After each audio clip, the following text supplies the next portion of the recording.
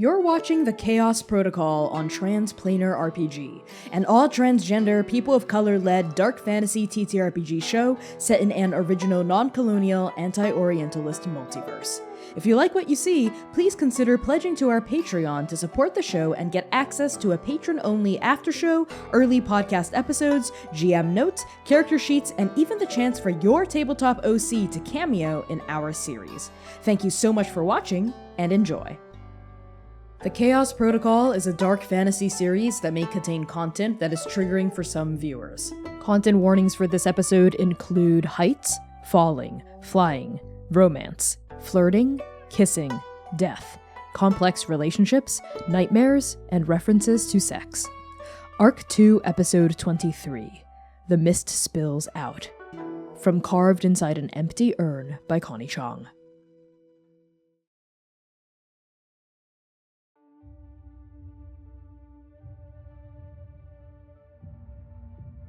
We open on white. A seething, roiling ocean of mist, spilling down from the tallest peak of Tiandu Feng. It tumbles past crooked pines, past startled herons, past ancient granite and glistening rivers and fragrant magnolias. The mist crashes onto the city of heaven, and it rushes in a silver tide through darkened chambers, mighty halls, forgotten crevices, arcing bridges, overripe courtyards, every fold, every crenellation, every shadow of the city of heaven awash in luminous fog. The places that the mist touches spawn with life in its wake, ribboning back into existence as though they'd never fallen asleep in the first place, are all the missing gods of the city of heaven. We see bureaucrats rematerializing in the Azure complex, kneeling in front of their workstations, eyes wide, knocking over ink pots in their shock. We see merchants at the base of the White Forge, back in front of their stalls, stumbling, patting themselves down, and then patting their wares up and down to make sure none are missing. We see librarians and archivists and researchers and scholars in the Vermilion Library standing between stacks, poring over their notes, gasping in joyful surprise as they reappear. We see gamblers and heretics and pleasure seekers in the depths of the Black River, back at tables still laden with unclaimed merits, games of risk and chance mid-play. After 16 calamitous days and 16 calamitous nights without, breath by breath, current by current, divinity finally returns to the Sister Realms. Back on Celestial Peak, the three of you watch as the last of the mist swirls out of the river gourd and surges toward the base of Tiandu Mountain. Even though you are hundreds, if not thousands of meters in the air and dusk is rapidly approaching, you can see, one by one by one by one, the lights of the city of heaven winking open beneath you. Lanterns are being lit, fires are being ignited, the gods are back, and they are making their presence known. But it's not just the gods who are returning to their true forms in the waking world.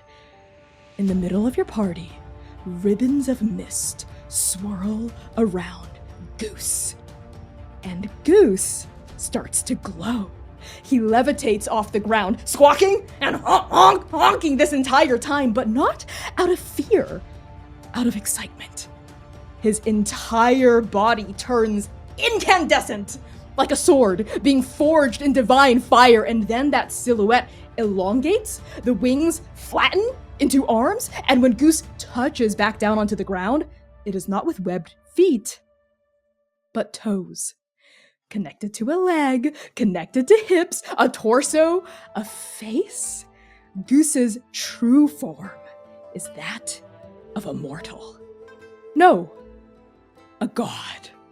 No, a demon. And Ta is hot.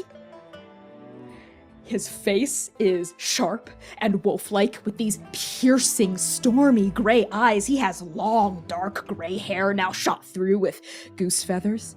A single horn, the same color as his medium brown skin, protrudes from above his right brow. Tadabadi is muscular, lean, covered in thick knots of scar tissue and a set of calligraphical tattoos down his forearms that read, 人生如梦,人死如归.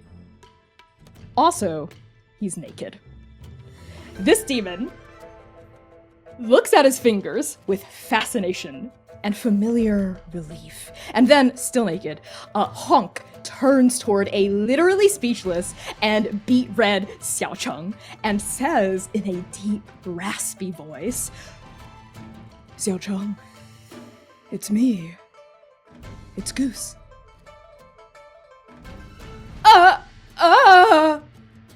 What? Oh my god. Cover yourself.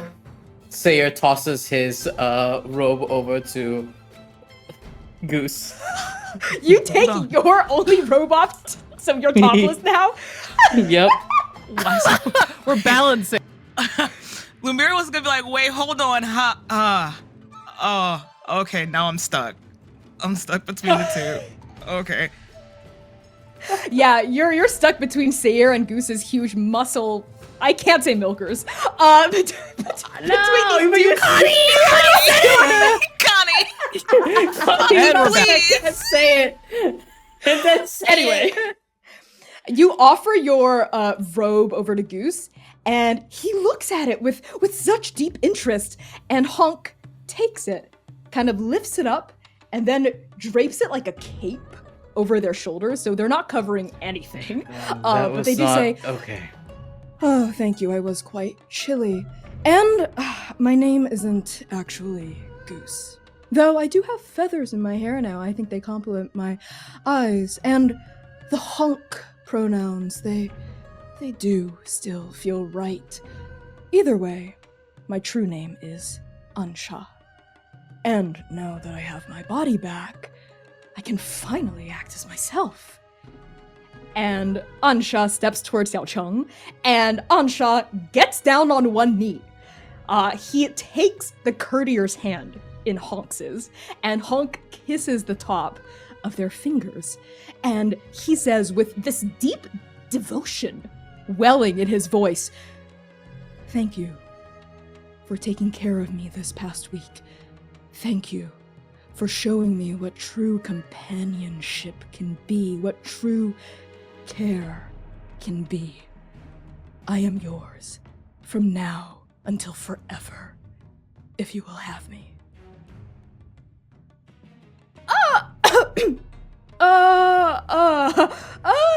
And as Xiaocheng continues to be speechless, you notice that Hop Ching, amidst all this tomfoolery, has wandered away and is waving his hand in the air as like a clear, this is your problem now kind of motion. So how are the three of you responding to this? Xainan has watched Ansha just fully unblinking, not fazed by the fact that they're nude, and just kind of is trying to not smile, looking at Xiaocheng's awkward reaction to this profession of devotion, before he kind of like turns and smiles and waves at Hop Ching and looks back to the both of them. So, did you know?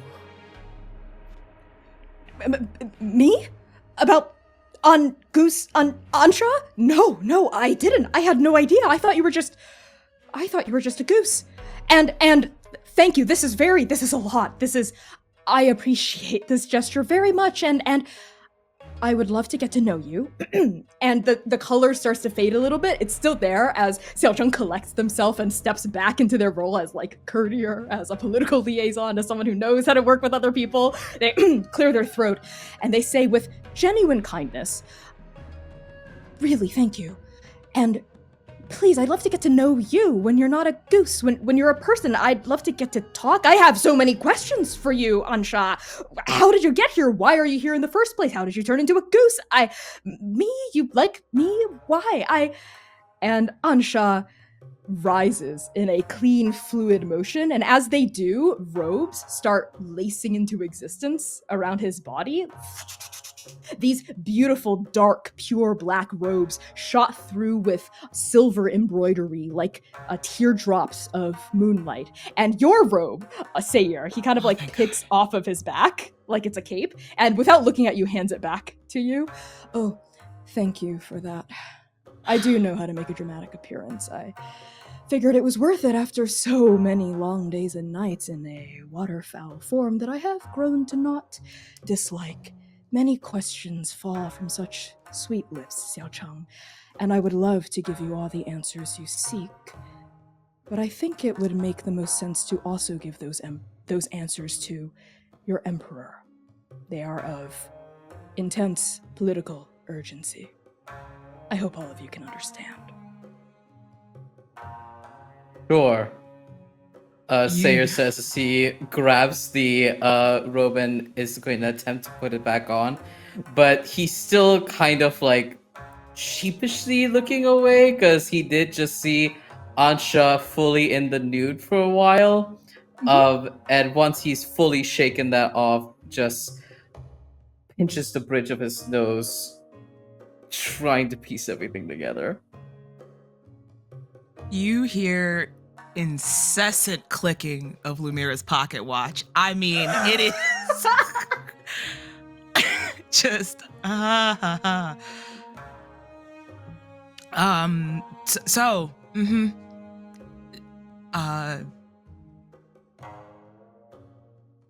sorry.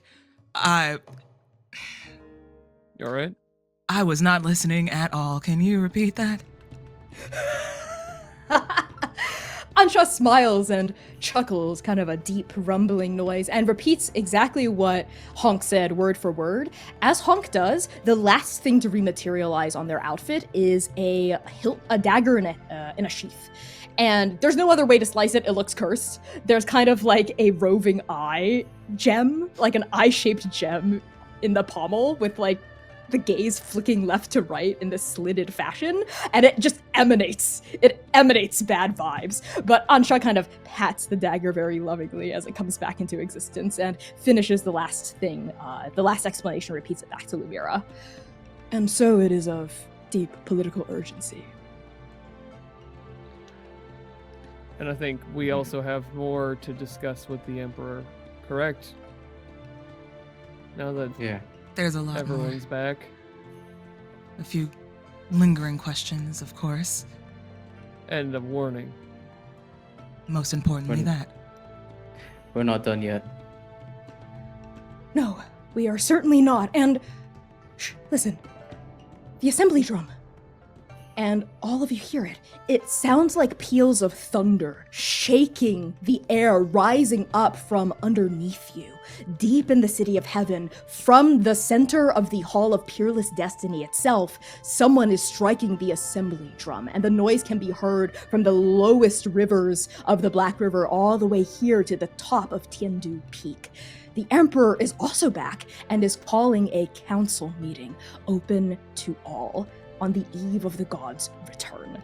So I think at this point, Xiao Cheng gestures toward an edge of the garden that you've all stepped out into in front of Tiandu Temple, and you see, sure enough, a current of fog extending from this peak of Tiandu Feng all the way down to the city of heaven itself. And the courtier says, "There, a slipstream. We can ride it all the way down to the city." Ride it. Like, Yes. just step on it and slide? Yes, precisely. Alright. Seir steps forward, and as he does so, he kind of like puts either arm towards Xainan and Lumièra. It's like, we can do it together. Lumièra pats her cloak really quick just to make sure she has like her first aid kit and like bandages and stuff on her just in case. All right. Xainan turns, tips his hat to the temple before turning around and directly to Lumièra, just almost inaudibly to everybody else. You got us if we fall, right? Of course. All right. And he walks forward to Seir confidently. I'm sorry. Not hearing that, obviously, Seir holds his arms out to grab either of yours, and he holds onto your arms tightly and says, "Don't worry, I won't let go." And with that, the three of you step off the edge of the peak and into the slipstream. It at first feels like you're falling, and you're like, okay, well, this was not a slipstream. We're just gonna plummet to our deaths here. But then you feel it. The current of the mist itself, rising underneath your bodies, welling upward like a pillar of hot air that only birds and divine beasts that reside in the air can feel, and you brace your bodies against a silver tide, and you glide on lucent heels all the way down to the city of heaven. It's like you're riding a dragon, made of pure mist, like you're soaring past the jagged peaks of mountains, past glimmering lakes, past shining roofs and bridges and gardens, now all bustling with gods, all the way down to the Imperial Palace and the Hall of Peerless Destiny. And as soon as you arrive, you notice that hundreds of gods have already gathered here. They are clamoring, they are buzzing, they are pushing their way into the throne room. They are desperate for answers, explanations, assurances about the shared whatever they were in being just some sort of nightmare, that all of the terrible occurrences are over, fully in the past. This nightmare, the disappearances, the mist, they want to know that all of these things are taken care of. They want direction from their leader. Your party lands gently in the courtyard just outside the Hall of Peerless Destiny. And as you gather your footing, a couple of nearby gods notice your group's arrival, and all eyes fall on Xiaocheng, and landing next to them, Ansha/Goose, and of course, Yinghe, kind of like a shadow in the folds of another shadow at the very back of your party. Yes, Seir. Seir, as soon as he lands and lets go of Nova's arms, he was whooping the entire way down. I need everyone to know that's very, very important. He was very, very excited. It's been a while since he was flying. And as soon as he does, he turns around, lets one arm out, anticipating Yinghe, and gently pulls Yinghe's wrist closer so that she lands safely. She kind of lets out a small noise and then steps into rhythm with you. All right, I will admit that was the most fun I've had in a long time. Told you flying was fun. After the death grip on Seir finally let go after we stopped falling, there's like a Xainan shaped marks on his arm. Literally like moon crescents, half moon crescents, indents in your hand. Absolutely. Seir was about to learn Xainan's leg strength because he was about to like fully be grappled by Xainan in the air. But then as everything started to get smoother and smoother, he let go. And by the end, he is smiling, and there's an ease when he lands that's like almost like he's floated there and floated before, like a gentleness to the landing. And he just like he lands in a new plane. He just walks forward and looks around and smiles. I told you I wouldn't let you fall. Don't let us fall. I trusted you. No. I trusted One of the gods gathered nearby, everyone's eyes are starting to fall on your party now, and one of the gods gathered nearby points and looks shocked. The courtier of four symbols, they're back! Huh, all the missing gods have now returned! And all the other gods by your group, they all start whispering, like some great tension has been lifted. And Xiao Cheng, rather self-consciously, steps forward and gives at first a meek wave to everyone. But then, at a bit of a nudge from Ansha, they gain more confidence, and the wave gets bigger, and they raise their chin. And they address the gathered and growing crowd outside of the hall. Gods of the City of Heaven, it is true. I am returned. However, the answers you seek will fall not from my lips, but from the jaws of the Amethyst Dragon herself. So, let us enter the Hall of Peerless Destiny and hear from our sovereign on high about exactly what has transpired and what still remains to be done.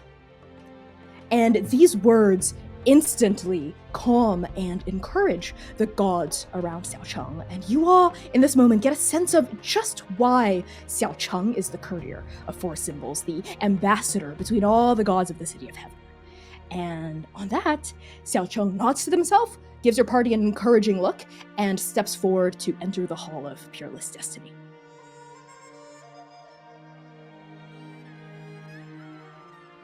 This seems Xainan. rather familiar now, doesn't it? Yeah. It's nice to have it all in one place. I don't know. I was kind of getting used to going back and forth between the two. Having it all in one place does make it easier, though. Everyone in one place means that everyone's here, and only more opportunities for the Amethyst Dragon to be, well, you both know. Yes. Yeah. Xainan is distracted. He pulls his hand out from his robe, and in there, I think maybe for the first time, you see a full pink cherry blossom in the palm of his hand. And he very deftly slides it into the brim of his hat. Everything can be in one place. Let's go. And on that, the three of you, Strike Team Nova, follow Xiao Cheng into the hall. And the hall, in the waking world, the real world, the world not of illusions, but still a world of mist, is exactly as the three of you left it. But now it's full of life. You see huge vaulted ceilings, pillars of pure jade, a pool of glittering amethyst water, that throne of red sandalwood looming at the top of an elevated dais, and gods, real gods in their actual bodies everywhere, filling this hall. Even though it's the size of multiple town squares, it feels packed to the gills. And here, amongst all of the gods, you see the four symbols, standing at the very front of the assembly. They are at the base of the throne, their backs turned to the entrance, backs turned to you, and they are apparently waiting very patiently for their leader to arrive, as she always does, with a flourish of magic upon that throne. So where do the three of you move to stand as you wait for Longdu's arrival?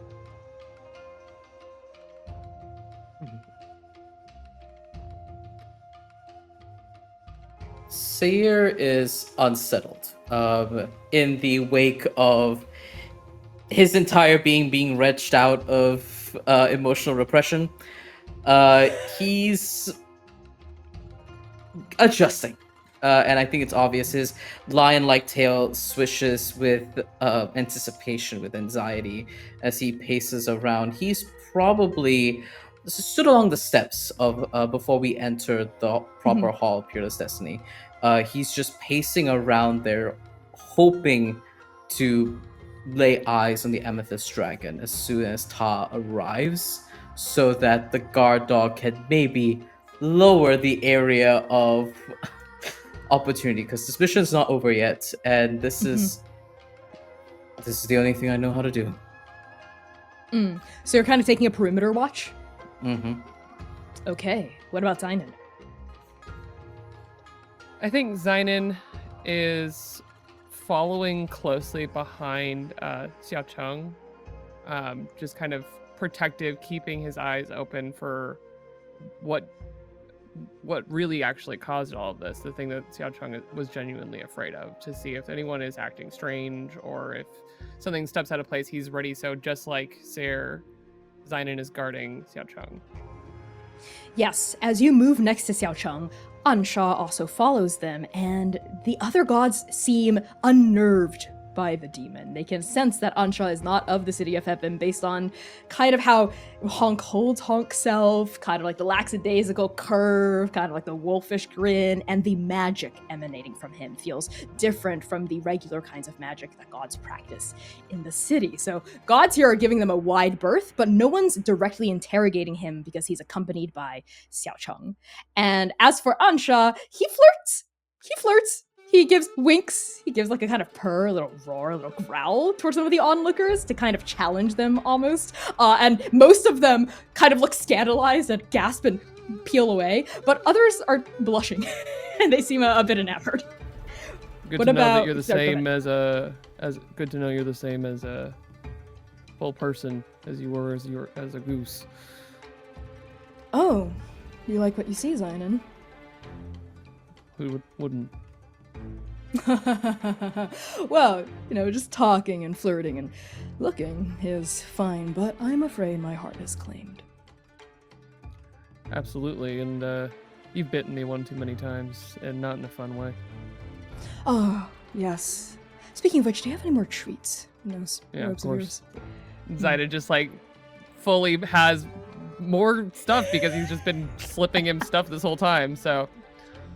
Yeah, Ansha takes a few. I think it'd be hilarious if it's bird feed, and now Ansha has a taste for it. Like takes a few handfuls of grain and like pops them into his mouth like sunflower seeds, and we push over to Lumièra. I think once Lumièra finally got her bearings, that was so much at once. I think she ends up slipping back into her agent mode. So when she sees Seir and Xainan break off and start doing a perimeter check, Lumièra stays close to the back, her eyes moving across the ceilings, across the pillars, high up, looking for anything off. Looking at everyone around as well too, quite literally just bouncing her eyes from one side of the room to the other, looking for anything malevolent. Yeah, so I'll give this to Seir as well, because both of you are kind of scanning the area. You don't notice anything immediately malevolent or suspicious, but you do overhear snatches of gossip, of rumors, multiple different copses and clutches of gods talking about the gods that had gone missing. Obviously, Xiaocheng is now back. Everyone's pointing at them, very relieved the courtier has returned. But you also hear strands of conversation about Hireping, how when Hireping also returned alongside the other gods, appeared very rough, exhausted, a bit battered, and isn't here. She's being taken care of by her wife. And the missing sisters as well are currently resting in a healing temple, not too far from the Black River, to be by the healing waters of a nearby bathhouse. So they're also absent from this assembly, but they have been accounted for. They have returned. That is something you do notice, and it's less malevolent, more hopeful. And as each of you settle into your various places in the hall, with Xainan kind of at the front of the pack of all of you, that's when all of you feel a sensation, like the string of a guqin being plucked, a familiar sensation, and magic emanates from the throne, and then folding into existence like a prayer paper being undone is Emperor Longdu. Her long, flowing amethyst robes blend in with the striations of her hair, and her dark eyes fix upon the gathered gods. Their face is unreadable, as always, but there is an edge of pride to their jaw, an inflection of hope. And something about Longdu to the three of you feels even bigger than every other time you've seen her, because now she's real. It's like she is actually emanating a pressure that causes the gods to all stop talking and inhale in respect. And when Longdu's gaze falls upon Xiaocheng, it softens for just a touch, just a fraction of a second, and then their eyes return to the hall. And every single god moves in harmony to convey their respects. They bow their heads, they steeple their fists. Even Ansha, a demon from the underworld, inclines his chin. And Xiao Cheng's bow is deep, deeper than anyone else's in this hall. And by the time everyone looks back up, the courtier of four symbols has turned around and is addressing the crowd and all of you. Their orange eyes are brimming with tears of joy, tears of relief at finally being reunited with their beloved emperor. All welcome the immortal Emperor Long Du, devourer of the devouring, grand adjudicator of the game, sovereign on high of Yaolan, the amethyst dragon. And then the emperor speaks. Gods of the city, the catastrophes of the mist are over. The monsters are gone, and all of our missing gods, Haiping, Mingyu, Weijun, and Xiaocheng, have returned. We have struggled. We have been frightened, preyed on, sealed off from the waking world. But that is no longer the case. Now is a time for celebration. Tomorrow at dawn, I shall announce my virtue, and together we shall usher in a new age of prosperity and peace. A massive cheer swells from the gathered gods. The tension, the anxiety, the miasma of fear that has held the gods hostage is finally lifting, and a sense of relief and jubilation is pouring through the hall. And with the tiniest of smiles, Long Du raises a hand to quiet the cheering and says, "Go. Enjoy your evenings. Set your fireworks. Hawk your wares. Spend time with your family and with your friends. And in the morning, prepare yourselves for the dawn of a new era.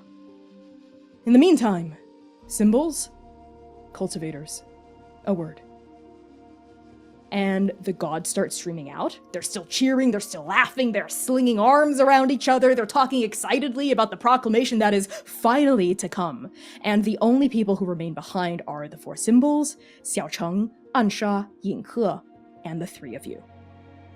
And as soon as the last god trickles out of the hall, Long Du turns their stately eyes toward this now empty chamber and lands their gaze on your party. And they stand. They descend the elevated dais, levitating just a few inches off the floor until they land on equal footing with all of you in front of the throne. They take 2 steps forward, and then they hug Xiaocheng. And Xiaocheng's eyes widen with shock, and then kind of embarrassment, and then relief, happiness, comfort. And Xiaocheng hugs the emperor back. They squeeze her tightly, and then they quickly let go, remembering their place and where they are and who's around them. But Long Du holds them just a touch longer, a genuine and deep parental affection warming their expression. Xiaocheng, I was worried about you. I'm glad to see you're safe. Thank you, Emperor. I was worried about you too. But these 3 esteemed cultivators were instrumental in helping me understand what happened and why, and it was all my fault. The mist, the river gourd. I was scared, I was anxious, I just wanted things to stay the same. I didn't know I would put everyone into some kind of inescapable, terrible nightmare. But then we found the sage, just like you asked, and we opened the gourd, and now everyone's back! But there's something else you need to know, something very pressing and urgent, something actually all of you in here should know. It's the reason I stole the river gourd in the first place. Before the mist descended, I kept having the same recurring nightmare. An omen. I had a vision of someone assassinating the emperor. And the first person to respond is not the emperor, it's Zhiling, who immediately steps forward and says, "What? Who?" I don't know. The visions weren't clear. I thought peering into the river gourd would give me answers, but then well, you kind of know what happened after that. What I do know, based on what these cultivators have been telling me and investigating about, is whoever has been plotting against you, Emperor, is likely the same person who corrupted the mist from inside the gourd. Which means, when the Great Sage helped us to release everyone, this would-be assassin also got released. And at this point, Nova, is there anything else you say to chime in, or see how the symbols are responding, or suss out the situation? Xainan was watching the symbols' faces. Concerned, of course, about the Emperor's reaction, but he's not really worried about Ta. They're taken care of. They have Xiao Cheng. The symbols each have their motivation, and he's more watching how they take the information, whether it is new to them or anything like that. What about Seir and Lumièra? I would like to investigate, if at all possible. Okay. Yeah, I think much more like how Xainan was doing, watching everyone's faces. Lumièra is watching body language. So it's kind of like, I imagine she is watching for hitches of breath, beads of sweat, thumping of a pulse against their neck, something along the lines of that could indicate any type of spike in heart rate, or familiarity with anything that's being said. Sounds good. What about Seir? Seir actually chimes in. He knows that Nova is probably observing the symbols, so he pipes up and says, Emperor, I know you called for a celebration, but amongst the crowd, amongst celebrating peoples, that's the optimum time for a shadow to lay in wait, for a hunter to hide amidst the crowd to find opportunities. Tonight is likely going to be dangerous, and we need to ensure your safety. While you say that, Seir, Xainan and Lumièra, both of you roll investigate for me. And tell me what tags you're invoking. I haven't done this in so long. Let me get my load back. Exciting. Let me get my your load back real quick. tags. Yeah, we're absolutely going to use diagnoses. Mm-hmm. And I also want to use threading the journey and powerful presence. However, what I will do is I will inflict fatigued on myself, as well as doesn't understand this power. So plus That's one. a net one. Okay. Make sure you mark attention on the themes that you're invoking your weakness tags on. What about you, Xainan? Xainan is using survivalist. Okay. You know, having to look and see how people react to bad news. A student of those before, because he's learned to read people from certain people, and in the same vein, resourceful criminal. Okay. I'm going to invoke the status Drained 2. You're still pretty exhausted, I think, from all the ordeals, so that is a net 1, I think. Yeah. All right. Lumièra, what did you get? I got an 8. Okay, what about you, Xainan? 10. Excellent. Let's Let's do you fucking first, go. Lumièra. So on a 7 to 9, I will describe the general ambiance and any prominent features your trained senses notice. Yes, all 4 symbols here react with shock at the revelation that there's like an assassin lurking in your midst. They are all very concerned and shocked, and they all seem to affect it with your 8 very genuinely. So you're not sure if one of them is like just secretly the assassin and really good at pretending, or if they're all just genuinely shocked and had no idea that this was happening and this was the case based on their body language. You do hear like elevated pulses and intakes of breath, but nothing that would suggest a tell or anything like they're lying or masking something. Xainan, with your 10, I will describe an additional crucial detail even a skilled sleuth might miss. It is actually from Long Du, in response to what Seir is saying. A small smile quirks the side of their mouth as Seir suggests that the coronation would be like the best time for someone to attack them and try to kill them. And they respond directly to Seir. And then I'll give you the hidden emotion that would be difficult to pick up after. Long Du says, "You are right, of course, Seir. That for anyone else, the cover of a crowd, the cover of celebration, the cover of drink and merriment would be a massive boon, a massive advantage to carrying out these dark intentions. But the one advantage the assassin had was the element of surprise. Now even that has been stripped from them. Knowledge is power.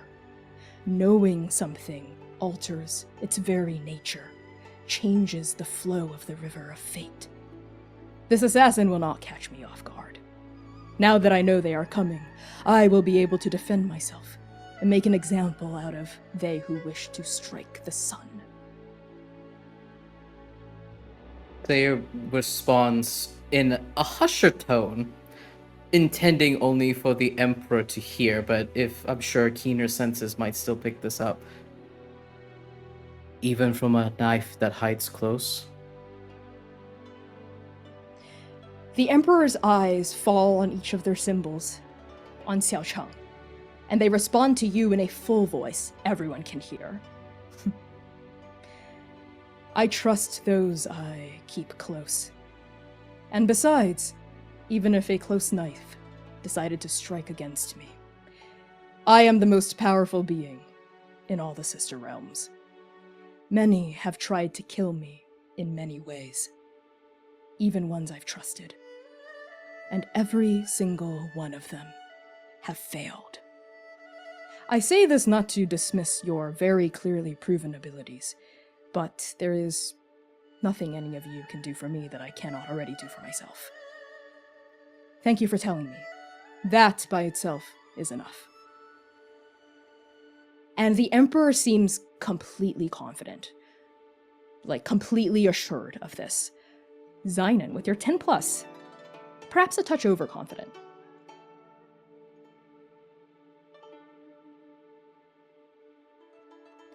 On that, I think it's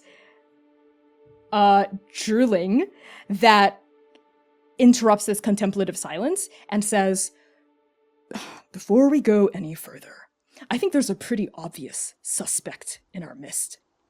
The demon?"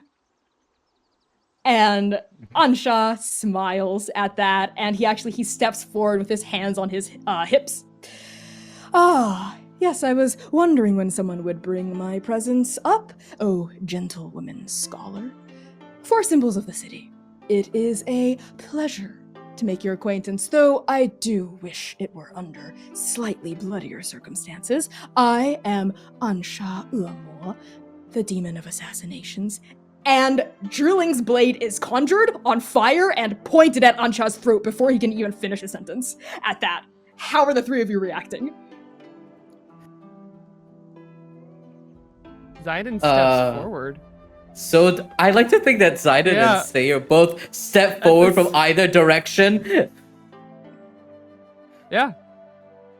Wait. Toward Drooling to stop her, or toward Ansha to between. interrogate him? Okay. Yeah, to stop. Hold on. Drooling. Let's not throw accusations around just yet. Yes? If I wanted to, his head would be separated from his shoulders. I would break the edict of the game, strike you down where you stand, and take my own punishment straight on the face if it meant protecting the Emperor. Zhiling. And Lumièra places her hand in the middle of Drilling's chest, looking at her directly in her face. More information first. Yes. Knowledge is power. This we both agree on. Knowledge is power. Exactly. And she lowers the blade, but she keeps it unsheathed, ready to strike at a moment's notice by her side. Ansha blinks, giggles in amusement, rubs the place where the blade left a thin mark against his neck of fire and blood, but holds the gentlewoman scholar's gaze, accepting this challenge implicit in her gesture. Well, you know, despite my title, I'm not here to kill the Emperor. Well, okay, technically I was, but not anymore. There's been a traitor in your midst much longer than these past 16 days. You know, they've been in communication with our Queen of the Underworld herself. Unfortunately, only she knows their true identity. You see, my queen has been fomenting a plot for quite some time to kill her sister up here and claim the throne of heaven. But the opportunity to do so has never quite arisen until the night of your proclamation. Such an order presents a gap in your armor. And so my queen personally selected me to assist the traitor in their task, given my area of clear expertise. I was able to sneak past your celestial defenses with an extremely clever disguise. A disguise that none of you arrogant gods would be able to parse until it was too late. A disguise that would allow me to get close to the throne, as close as possible, until the night I was needed. Xiao Cheng gasps. And says at the same time as you, a goose! You caught wind of my royal banquet preparations. You took the place of that goose. And Truling snorts. I'm sorry, did you say goose? Yes, I turned into a goose. It's nothing to laugh at. The goose is the most evil, treacherous, vile, and dangerous of waterfowl, and I enjoyed every minute I got to inhabit its draconian mind. Twinzing chimes in at this juncture. What happened after you turned into a goose and infiltrated the city of heaven? I was told by my queen to wait for the traitor to contact me. In the meantime, I was to lay low, get my bearings. But then the mist came, and it took the magic that empowered my disguise, and without it, I became trapped as a goose, with no way to contact my queen, or even to return to the underworld as the courtier of four symbols, so delicately sealed the gates. And so began the 16 days and 16 nights of deepest woe. But the woe changed. It blossomed. It transformed into something I did not expect. I saw the courtier in their darkest moments, and they saw me in mine.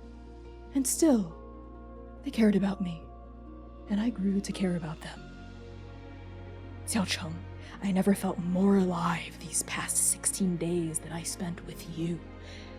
I like you more than I like the underworld. I like you more than I even like killing. I like you more than I fear my queen. I really didn't care whether or not the Emperor lived or died until I saw how much they meant to you. So, as long as Xiao Cheng lives and breathes, I will spend every second of my immortality ensuring that they are happy. Drooling says, completely unmoved by this, looking rather disgusted by the end, Langhui. And Langhui says, unfortunately, Drooling, Honk is telling the truth. Every word out of Honk's mouth has been honest. And Langhui unfolds the arm they'd been keeping tucked behind their back this entire time, and all of you see strands of ink-black magic lace themselves back into the shadowy tips of their fingers, and an after-image of a glowing eye sizzles out of sizzles out of existence behind Ansha. And Ansha grins at Langhui. Do you really think I'd lie in the face of your truth-seeing eye? Your reputation precedes you, Heavenly Liaison. You know, we never crossed paths in the underworld when you were still a demon, but people talk, you know. So, you were supposed to meet with this traitor, but they didn't get to make contact because the mist came and took everyone. That's right. And that's all the information I have. Promise. Cross my heart.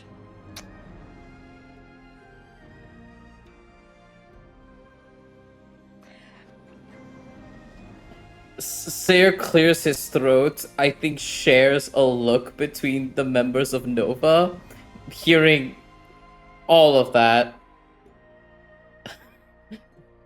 And he just says, at Ansha, not even a description, build, a code, anything to meet up with Means of this so-called contact. traitor. Yeah. Nope. I was just told to show up here, be a goose, and wait for contact. Apparently, the traitor has been in communication with the underworld for quite some time, years, even. They've got their own motivations for doing what they want to do. I assume it's power, or maybe they're bored, I don't know. Maybe they like killing too, just like me. But whoever they are, whatever they're motivated by, these details elude me. Only my queen knows their identity. You know, she really has it out for you, Emperor.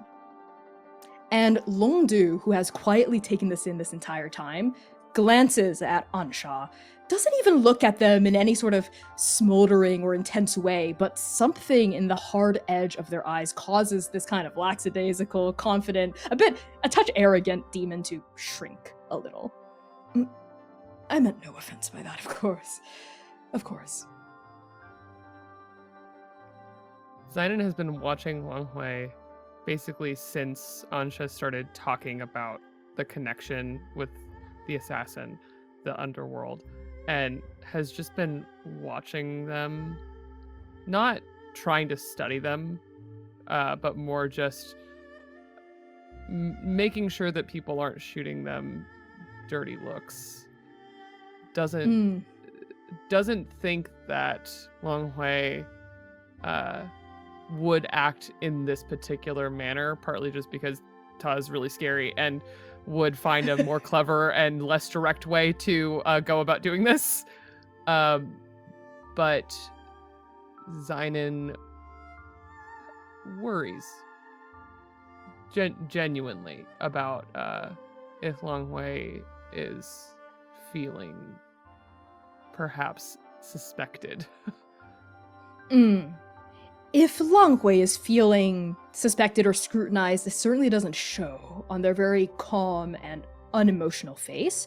And the people in this room, at least, Chunjing, Lu Hua, Zhiling, Xiaocheng, even Yinghe, even the Emperor aren't looking at Langhui with suspicion. Some of the other gods of the city might, but the four symbols are quite close. They seem to know each other very well. And even Zhiling, with whom Langhui has had, let's say, some fictitious clashes with in the past, she isn't looking at this gambler, this heavenly liaison with suspicion or pressure.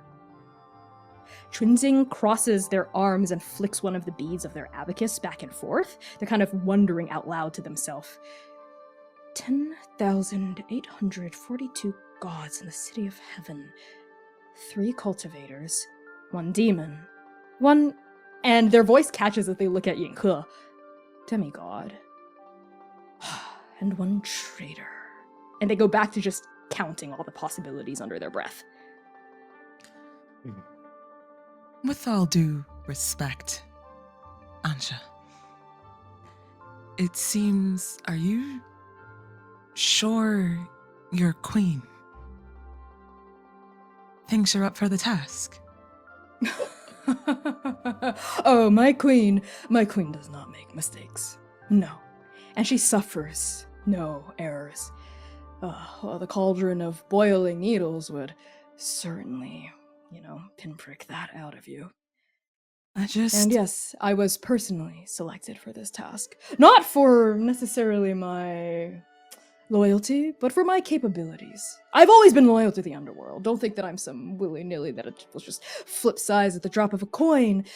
These feelings I have for Xiaocheng and for the kindness that they've shown me are quite unprecedented. I've never really experienced anything like that down there in the underworld. I've never really cared about anything other than killing up until this point, and I don't think my queen expected that to happen. You know, strange twist of fate, let's say.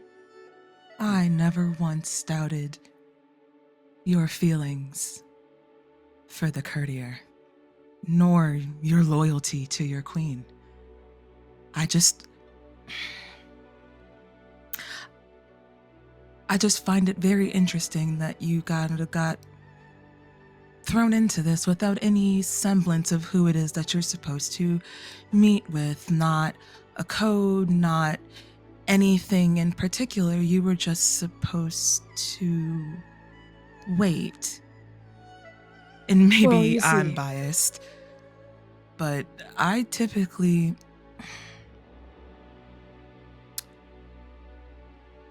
when you are leading an army, you tend to give directions, even vague ones. Just go doesn't ring any flags to Well, you. technically my directions were go and wait. Queen Tigu Like, is that makes many it better. things. She is exacting, she is unforgiving, she is powerful, she is commanding. Trusting? No. Something about a betrayal at the hands of someone she once believed in plays her cards very close to her chest. Did you have something? It doesn't surprise me that perhaps there's some animosity there, given the story we've been told. But I am wondering what the motivation might be, and I have some thoughts. It's been it's not news to me, but I think for now, each of you, and he looks to the symbols specifically, should remember the loyalty you've sworn. Of course. And this is Drooling turning to look at you with a burning gaze. I pursue power. I pursue knowledge. But the one thing I would never sacrifice in pursuit of my goals is my loyalty to the Emperor, and everything she means to me means to the entire city. So I hope you don't mean to imply that I am the traitor, Xainan. Not at all. Oh, divine scholar, I would never. Lang Hui speaks up after that, with a still inscrutable expression, but the white snake around their shoulders is moving and flicking their tongue in and out, almost in an anxious fashion, like they're thinking very deeply, and their animal companion is the one relaying those emotions instead of their actual body. I can understand why some in our midst might suspect me. After all, aside from the literal demon in the room, I am the one with the most connections to the underworld, both in terms of my past and in terms of my role as heavenly liaison. But I assure all of you, I am a person of efficiency and reason. I would stand to lose so much more if the Emperor were gone than to gain anything from it at all. And I have no vendetta against our immortal dragon. The Emperor has always been fair to me, has never judged me, like others in their court might have, for being part of the underworld once. My loyalties are firm. And Chunxing says, I faltered once in the mist. I will not falter again. My heart lies with the Aesir complex, with my work here. I would not jeopardize it for anything. And Lu Hua says, I kind of just got here, youngest symbol and all, but I love the city. It's my home. I would do anything to protect the Emperor, to protect my friends, the other symbols. I wouldn't call us friends necessarily. I would. And I'd do anything to protect Shijiang, the Forge Master, the White Forge, everything we've built together, everything we've made, all the communities we've built. So, I know it's kind of a lot to ask you to just trust me when I say I'm not the traitor, but I promise you I'm not. No. I love the city, and I would do anything to protect it. No. I trust you. Lu Hua looks not like shocked at this, but blinks surprised, and a smile of gratitude and appreciation blossoms across their lips. Thank you, Seir. Thank you. Your vouch means a lot. It's not you. I know it isn't. But accusations and implications aside, Xainan did not mean to imply any of you. But the fact remains that all of our guards must be up. Whomever this traitor is, they fear nothing. That's one thing that's come for certain. Just to meet a demon out in the open on a promise of betrayal to work with the Queen of the Underworld, this is someone who has nothing to lose. And that alone should give us cause to fear them. Added to that, we are unsure of who, what, or where. An invisible threat, which we know it looms is dangerous, heightens the stakes. And the Emperor... Sorry, go ahead, Xainan. Xainan just sort of looks back to the Emperor, but if you're as certain that you'll be alright as you think you are, nothing to worry about. Just looking to catch someone who wants to disturb the peace of the city. Your help is much appreciated and invaluable. My thanks to the three of you and to my 4 symbols. But even an invisible threat is no problem for me. No magic can hide someone who carries killing intent toward me. So thank you all for rendering a great service to the City of Heaven. You have restored the gods to our rightful places. You have calmed the seething tides of the mist. All of you have earned rest and celebration. So go, enjoy the night, indulge, make merry, all of you. And stay on guard if you feel you must. But please, take some time to recuperate and enjoy yourselves. Thank you. And that is when the first of the fireworks goes off. So beyond the open gates of the Hall of Peerless Destiny, you see pyrotechnics streaking upward toward a darkening sky. They are erupting into chrysanthemum blooms of color. News of the Emperor's edict has spread across the entire City of Heaven, and the gods are beginning to celebrate. But it's not the gods or even the fireworks that draws your party's attention.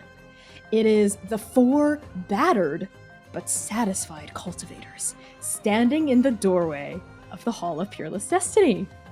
We see a slight, gray-skinned person with short, blunted hair and a pair of ram's horns. We also see a tall, masculine woman with black hair shaved on the sides, scaled armor befitting a Yaolan military general, and piercing emerald eyes. We see a dark-skinned person with long, now golden braids, a set of celestial robes, and an arm made of pure gilded bone. And finally, of course, we see a man with dark skin, a single horn, and paper sutras attached to a rope belt. And your oracle swishes into existence with a citrusy poof and says, Oh, hello! Strike Team Nova! Strike Team Phoenix is here, and their oracle is pinging me a lot. It's kind of making me buzz off the hook. It's kind of annoying. So they want to let me know to tell you they want to find you. They want to talk to you. So what should I say in response? Should I leave a voicemail, like a voice message? Is it a little too late because they're already here? So like, what's the play here? You are Xainan goes absolutely running. too late. Xainan, spare you me. run forward, leaving the oracle in your wake, and you approach Strike Team Phoenix. Lumièra Hello. slowly makes her way over. Seir What about you, grumpily. Seir? Yeah. Seir grumpily makes his way over and just mutters under his breath, "Fate spare me, fate spare me, fate relieve me from this torment." Your oracle bobs along after you and says, Oh, well, last one lagging behind. Fate can't spare you from being an outcast, now can she? the four symbols, the four symbols, Xiaocheng and Longdu, all look startled when the oracle appears, like even more startled than seeing the four cultivators at the door of the hall. But then they cock their heads as you go off to greet Strike Team Phoenix, and they all look rough. There's really no other way to put it. They look bruised, they look beat up, they look haggard. Their beautiful armor and robes are stained with dirt. They're covered in bruises and cuts, but they're okay. They're on their 2 feet, and they're exhausted, but there is a sense of satisfaction leaning over all of them, as well as a little bit of uncertainty. Right? And we see this uncertainty play out, especially across Naeem's face, as he steps forward to greet you, Xainan. Xainan, Naeem. it's good to see you, that you are alive. You look like you've all been through it. We have. And Cove is the one who chimes in, crossing her arms across her considerable, very muscular chest. You don't know the half of it, old man. I did see a glimpse of it. You're all right though. Yes. And Xainan actually yes. like fully looks over each of them very thoroughly. Yeah, no like deadly, vitally, pressing wounds. They just look like kind of beat up and exhausted, but they're good. They're fine. They're okay. That was a lot down there. Naeem lets out a quick exhale and a nod. Their eyes flutter shut for a moment as though remembering the everything down on Yaolan. Like, this team went through like a whole journey as well. They went through like some shit, like their own quests with challenges and emotional obstacles and whatnot. And then when they open their eyes, their gaze actually settles on the Emperor at the other end of the hall. And they say very quickly to Strike Team Nova, "A moment for us to introduce ourselves to the people here." Grand Adjudicator of the game. The 4 of us are humble cultivators who have been assisting the people of the Cradle in dealing with the calamities that descended upon Yaolan when the gods, as far as we could ascertain, went missing. But now the gods are back, and the Cradle is once again in good hands. So we are here to reunite with our old companions and partake in the celebration, if you will allow us. And Emperor Longdu raises her gaze, looks appraisingly over Strike Team Phoenix, and just as with the same look that she had given your party, you get the sense that she knows Naeem isn't telling the full truth, can get the sense that maybe Phoenix isn't from here, just like the 3 of you, but doesn't comment on it. Of course. Any friends of Xainan, Lumièra, and Seir are friends of this city. Please, make yourselves at home. And if you would enjoy a private place to catch up, the courtyards of the 4 gates beyond the Hall of Peerless Destiny have plenty of shaded areas and secluded gardens. And Naeem bows deeply, and so do the rest of Strike Team Phoenix, and raises their head. Thank you. Your immortality. We will be taking advantage of such amenities. Phoenix? And Naeem turns and starts to step out of the hall, expecting Nova to follow. Xainan's right behind them. God, can you stop being a bottom for like 2 minutes? I'd like to Totally think. 2 minutes. You're like I'd a like to think crocodile. Lumièra and Seir are both like walking at pace with each other. Quite literally. I Both think you furrowed probably brows, find- grumpy. I think you find Lumièra is also under her breath, like, fate, just get me through this night. This one night. Just this one night. Just please, fate. I've never asked for anything up until this moment right now. The three of you follow Strike Team Phoenix out into the garden beyond the Hall of Peerless Destiny, and Naeem is able to find a secluded area, a little courtyard where the group of you won't be disturbed. Yinghe also trails alongside your party, but Xiao Cheng and Ansha stay behind to kind of catch up with each other, talk to the Emperor. And in this courtyard, there are tall, lonesome trees with leaves that dangle like crystal teardrops. You smell the sweet fragrance of heavenly fruits, and there are these low stone footbridges arcing over these glimmering silver streams. And there are celestial beasts, heavenly animals. They're grazing on nearby strands of emerald grass. And you see these floating, big, potato-shaped creatures with tiny wings, this bright red skin, and no face and no tail, except for a very pronounced little butt on one end. And you also see these single cow-like creatures, with turquoise scales and deep lowing moos. And they're hopping from like one hoofed leg to another as they graze. And you also see two-headed geese wandering around this courtyard, honking and honking. Naeem turns to face your group as you stand under the shade of a hawthorn tree. Strike Team Nova, it is good to see the three of you. I trust things have been well up here in the City of Heaven, given that the gods have finally returned. They weren't well. It was a trial, but we got it completed. And another one awaits. Another trial. And at that, Ash actually casts a knowing look at the rest of Strike Team Phoenix. And Amaru, who this entire time has looked at Seir, has looked at Xainan, has not looked at Lumièra, has been acting like Lumièra literally doesn't exist. Like, if he has to look in Lumièra's direction, he looks past her. Does not acknowledge her like she's a ghost. It's not like the feeling ain't mutual. At least I'm not a problem. Amaru says, kind of twirling this long, beautiful golden lance between his arms and letting it rest across their shoulders. Ash had a gut instinct that once we were done with, our mission, which we aced, with flying colors down on the cradle, maybe the three of you could use some help. Maybe we could assist you with whatever it is that you need to finish cleaning up here. And Ash gives Amaru a kind of like peaked look and signs in Syndicate sign language back at Amaru. We didn't receive a mission complete when we were done. We had no idea what else to do. And then Ash turns back to your group and addresses your group. So I suggested we meet up with your party, with Strike Team Nova, so we could join forces. Not to assist you, but because we had no other orders. Well, if I may, what was your mission? Naeem heaves a deep, long-suffering sigh. It was to simply help.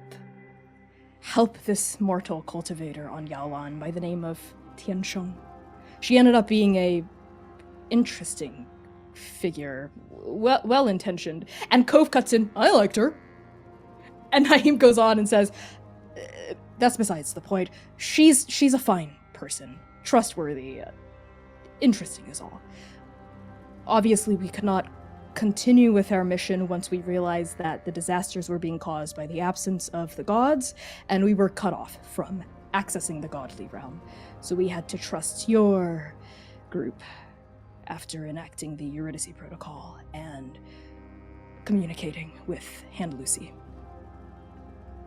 We But did now the the realms same are with linked. Artemis. So we heard. So we heard. The realms are linked now. We decided to come up here, as Ash mentioned, because though we have finished our mission, we haven't received a mission complete. Neither have we. And I think an uncertain, unsettling feeling falls over this courtyard, punctuated only by the low moos and the sound of grazing celestial animals. Seir looks over to the two members of Nova with a gaze that can only translate to, guess we gotta tell them. There's an eye roll that's punctuating that communication that's made just with his eyes. Xainan just nods back to Seir. There's a threat on the life of the Emperor. A sharp look falls over all of Strike Team Phoenix. Naeem says, "Tell us everything." And do you? Yeah. Lumièra, you're muted. Of course I am. Lumièra recounts verbatim. Photo perfect. So everything about the Great Sage, everything about Xiao Cheng's nightmare, and everything it could mean, the plot of the assassination, the Emperor's response to it, and the Four Symbols' response to it, all the way up until this point. And Strike Team Phoenix takes in everything, every detail, every word, and a kind of solemn look falls over all of them. But then Amaru lets out a kind of confident smile across their chiseled jaw, and Z says, "Stopping the assassination of the most powerful god in the Sister Realms. Now how hard could that be?" And we're gonna cut to break there. So we'll be back in just about 10 minutes. We love you all so much. Enjoy the fan art reel if you're in the Twitch or YouTube chat. Shpijo Bijo, see you in 10.